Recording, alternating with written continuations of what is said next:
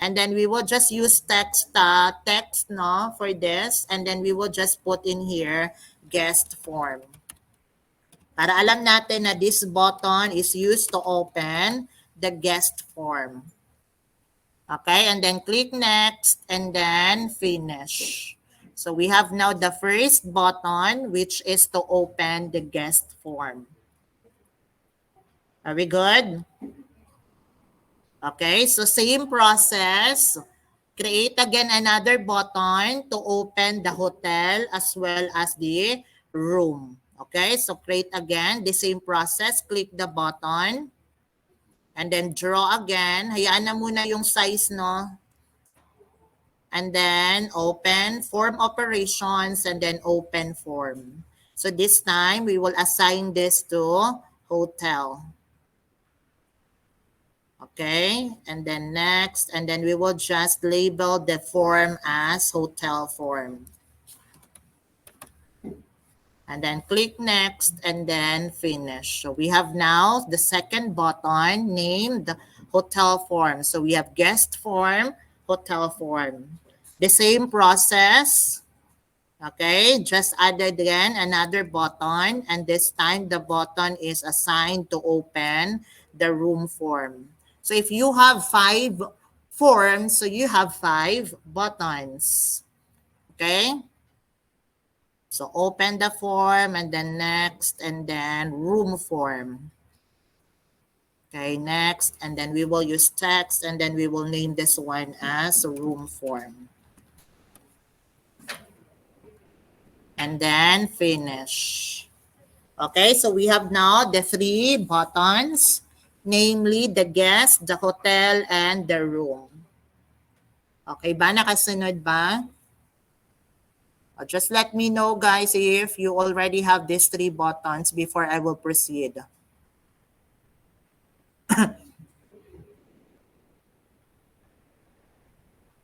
Okay na? Okay, the last button that we're going to include is a button to close the database. Okay, so open again. I insert again a button. And this button will be assigned as this application. Okay, what's the purpose of this quit application? This button is to close the entire Microsoft Access. Instead of clicking the close no at the top, this button is to close the entire access. So that's why if you want to close the system, so you will just use this button. Okay, so the button is assigned to application and then quit application. Click next. And then text.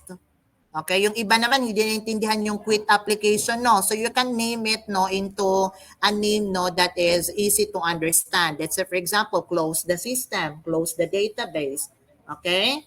Kayo na bahala kung ano. O di kaya exit the system, exit the database. Okay, so for now, I will name this one as close database. Okay, and then click next, and then we have finished. So I have now 4 buttons named guest, hotel, room, at saka close database. Okay, so parihasin natin yan sila ng size. Saan ulit tayo magpo-format? Anong pipindutin? Property sheet. And then we will just have the width. So let's say, for example, the width is, ano na ba yung 2 inches? Okay. And then here is 1 inches. Okay. So ito na. Ayusin ko na lang, no? So I have here now. 4 naman to. So anuhin ko siya ng tig-2.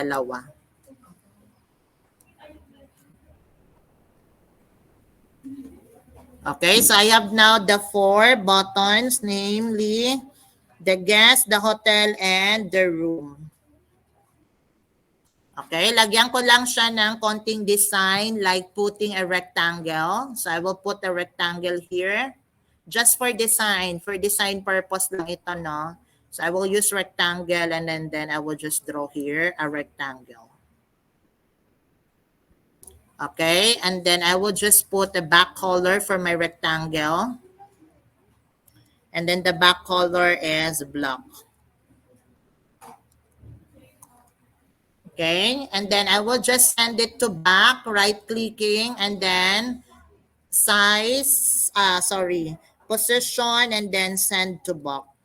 Okay, so I have now a design of a rectangle at the back. Okay, pero syempre, 'di ba kailangan nagpa-pop up itong ating menu? So paano tayo magpa-pop up? Saan pupunta? Saan? Format for auto center. So auto center, naka-yes. And then what else?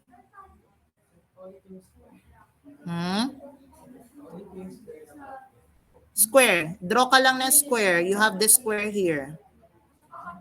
Just draw a rectangle.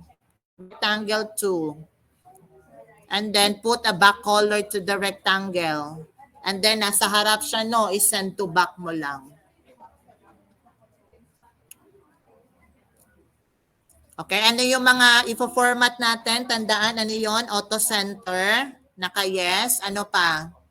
Pop-up na nasa other tab. And then pop-up, yes. Nasundan ba yung mga finormat natin?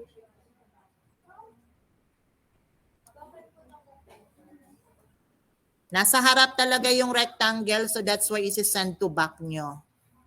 Okay? Eto, rectangle tool. You have the rectangle tool here. And then lagyan lang ng back color sa format. Sa property sheet natin, yung format. Ito design lang ha, hindi naman necessary na lagi kayong gumagamit ng rectangle. I just use rectangle to have my design.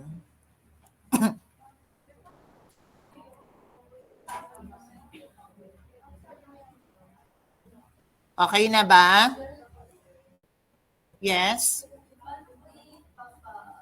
Lagay sa likod. I-click mo yung rectangle and then right-click. Hanapin yung position. And then hanapin yung send to back. Nakita ang send to back? Click the rectangle and then right-click ka, position, and then send to back. Gusto mo lagyan din ng back, border yung rectangle, nandun sa property. Kayo na magpaganda nun. Okay na? Are we good? Huwag na masyadong pagandahin. Ang importante, magawa muna natin yung menu. Okay? Save natin ito.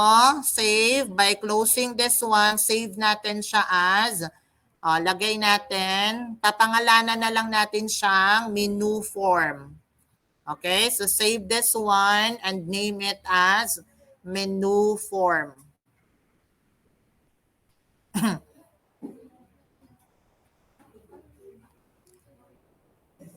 Okay, so save. Do you want to save? Yes. Name this as menu, or pwede din gumamit ng word na main. Main form, menu form. Okay, so we will name this one as menu form. Save. So we have now our menu form. So let's open the menu form. So this is what it looks like. Nakuha? Let's try if the buttons are working. So click the guest form. It will open up the guest form. Take note, to go back, dapat yung mga form natin, may nakalagay dito close form. So dapat gagawin nyo, lahat ng mga form, i-edit nyo, and then put close form. Button na close form. Nakuha ba yung objective? Kasi paano tayo babalik doon? Alangan naman dito tayo magpipindot sa close sa taas.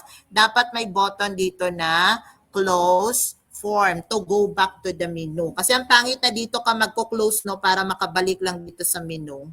Okay? So dapat, open natin bawat form. So let's open the form in design view.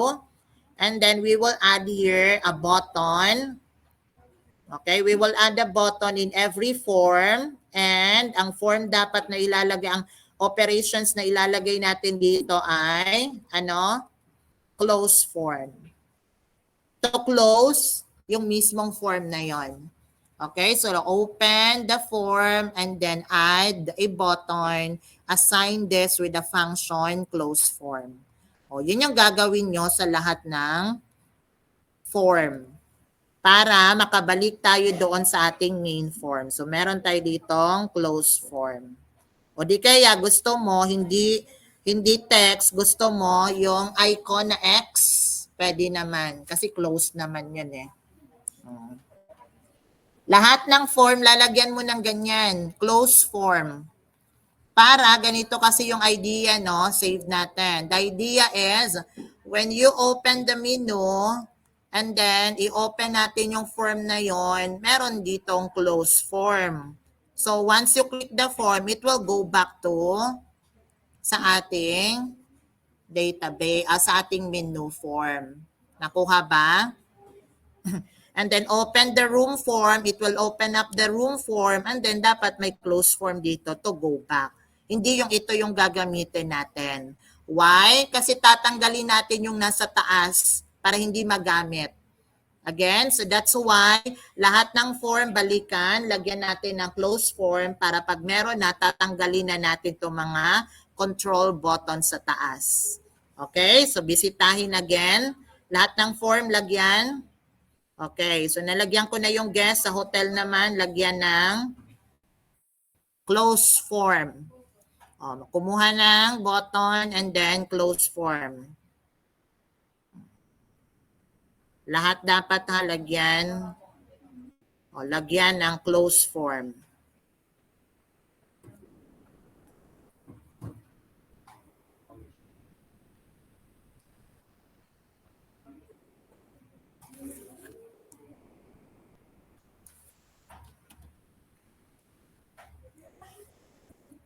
Lahat ng form, hotel, room, at saka guest.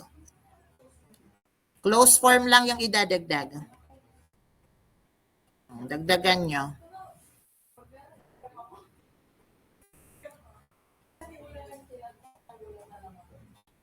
Huwag na pagandahin kasi nga, ang kailangan lang natin, ma-demonstrate kung ano ang itsura niya. Lagyan muna bago tayo mag-continue doon sa next natin na discussion.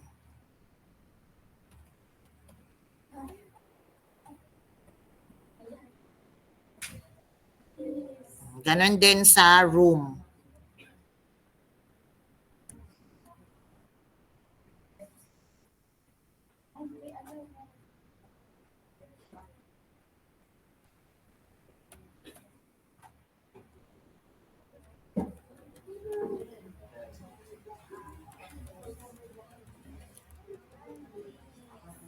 Okay, so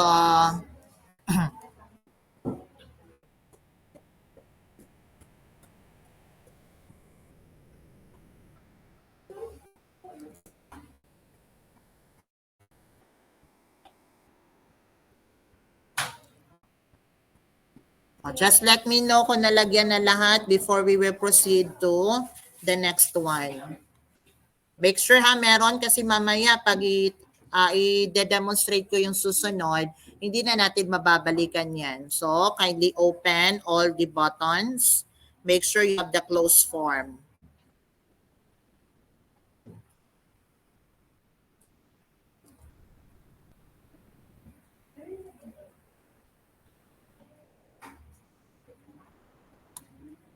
Okay, so yung quit database, yun yung magki-quit. Nakita nyo naman, close ko siya. So yun yung ng quit database.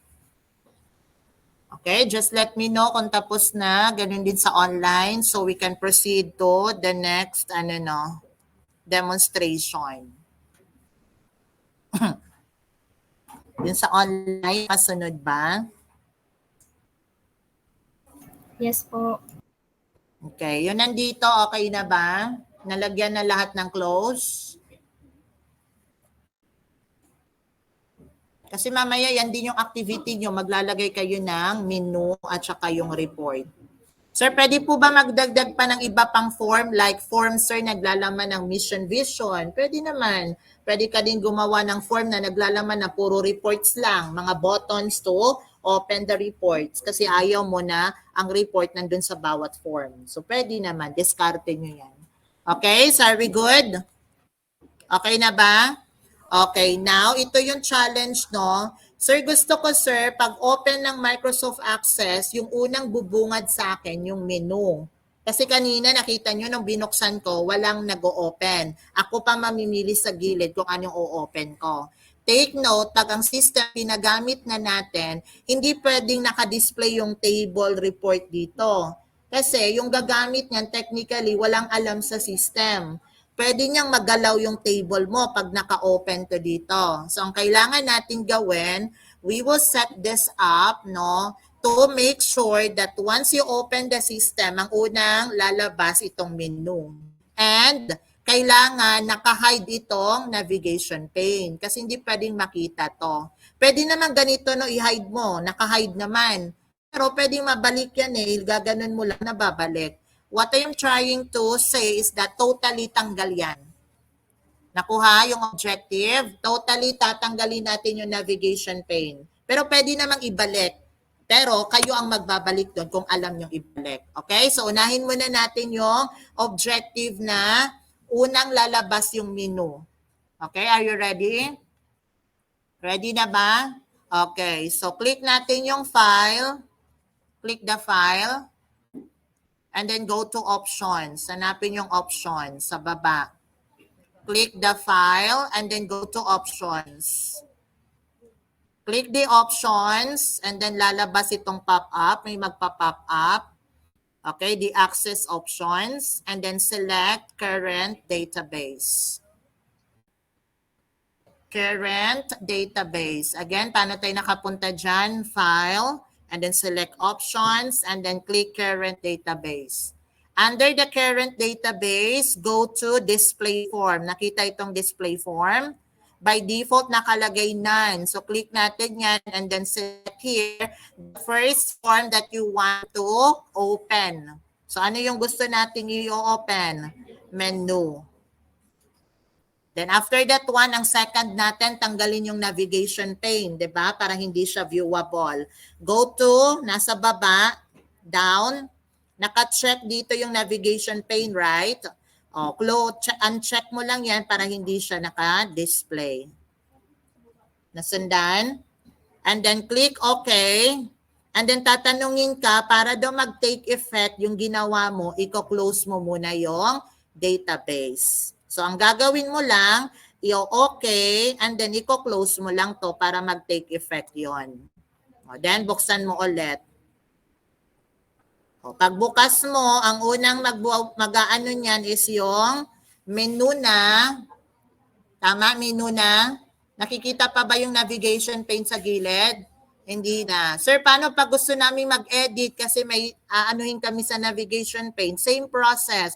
I-check mo lang yung navigation pane ulit. Basta siguraduhin na pag nag-demo na kayo sa project, may minus pag nakikita yung navigation pane. Kasi makikita nyo doon sa mga shinare ko sa inyo, yung iba sa grupo doon, nakikita pa yung navigation pane. May minus yun, na maminusan, sayang naman. And then dapat yung unang magbubukas yung menu na. Kasi ang purpose noon, maiwasan natin maggalaw yun ng mga hindi marunong sa system. User lang siya. Kayo kasi user/developer. Okay? Yung iba talaga user lang. So dito lang sila magpipindot. Nakuha ba? Do you guys have question? Okay na ba tayo dito? Okay. So yung remaining time, I want you guys to do the last activity. Naka-post na, nandun na sa lab. O nandun na rin yung instruction. Pag maagang matapos at naghahabol kasi malayo yung bahay, pwede nang lumabas pag natapos mo na. Madali lang naman yung gagawin. Reports and form. Iko-continue nyo lang yung last nyo na output. Tuloy-tuloy lang yan, so mabubuo mo na yung isang system. Kahit sa menu, hindi masyadong maganda sa project na kayo bumawi. Ang importante, meron kang menu. Okay? Oh, kahit wag na masyadong maganda yung menu natin sa project na kayo bumawi. Okay? Naintindihan ba yung instruction para sa last activity? Okay. Sige, gawin nyo na. And then, mag-check ako ng attendance.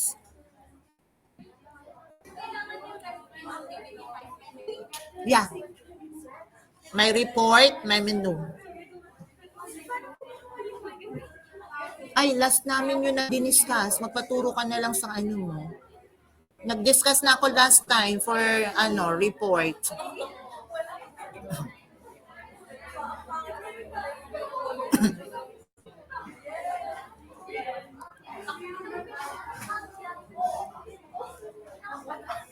Okay, let's check your attendance. Say present if you're here. Let's start with 2D.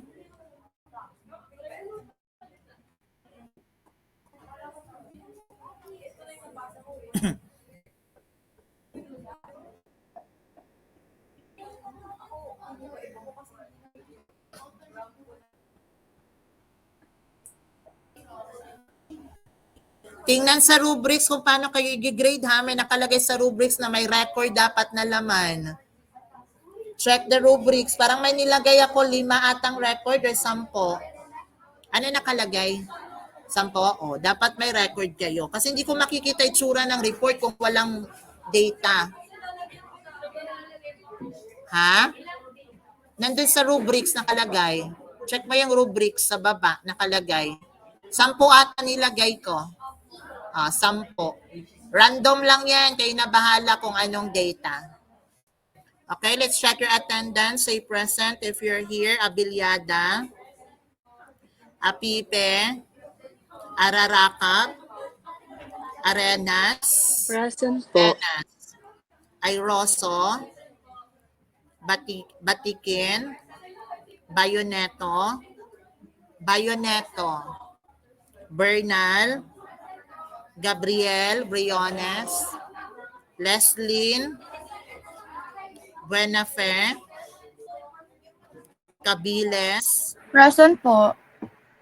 Carag, De La Cuesta, Esmelo, Luis, Figueras, wala siyang Mike. Figueras, nandito ba sa online? Garcia, Fernandez, Mary, Hernandez, Present po, sir. Hamito, Havate, Present po. Laksamana, Present po. Manuel, Present po. Marfil, Montano, or Montero, Montejo, ng Pascua, Patdu, Peñalosa, Prudente, Quinto, Present po. Ramirez, Roales, Rocha, Salcedo, Salido, Sancon, Soriano, Temporada, Torres, 2L,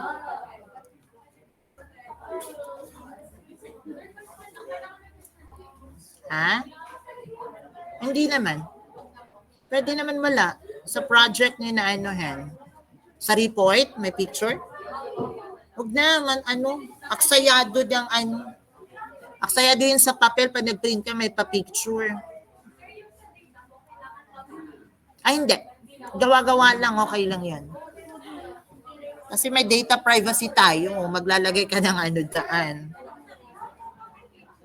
Hindi naman. Wag na din yung ilagay yung picture din sa report kasi bihira lang naman gumagawa ng report na may picture. Kasi aksayado yun sa papel. Ang dami mong papel nun, malalaki yung picture.